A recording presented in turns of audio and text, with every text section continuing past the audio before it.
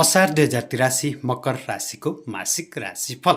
मकर राशि हुनेहरूका लागि कार्यक्षेत्रमा व्यस्तता बढ्न सक्छ। अधुरा रहेका जिम्मेवारीहरू पूरा गर्ने अवसर प्राप्त हुनेछ।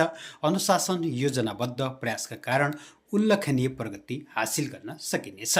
पेशागत क्षेत्रमा चुनौतीहरू देखा परे पनि तिनलाई सफलतापूर्वक सामना गर्न सकिने सङ्केत देखिएको छ। सेवामूलक, प्रशासनिक तथा प्राविधिक क्षेत्रमा संलग्न व्यक्तिहरूका लागि समय फलदायी रहनेछ। नियमित आम्दानीका माध्यमहरू थप व्यवस्थित बन्नेछन्। पारिवारिक विषयमा व्यावहारिक दृष्टिकोण अपनाउनु पर्ने देखिन्छ। वैवाहिक जीवनमा जिम्मेवारीको भावना बलियो बन्नेछ। प्रेम सम्बन्धमा धैर्य र परिपक्वता आवश्यक रहने देखिन्छ। विद्यार्थीका लागि मेहनत अनुसार प्रतिफल प्राप्त हुने समय रहेको छ। अध्ययनमा निरन्तरता कायम राख्न सके राम्रो उपलब्धि हासिल गर्न सक्नुहुनेछ।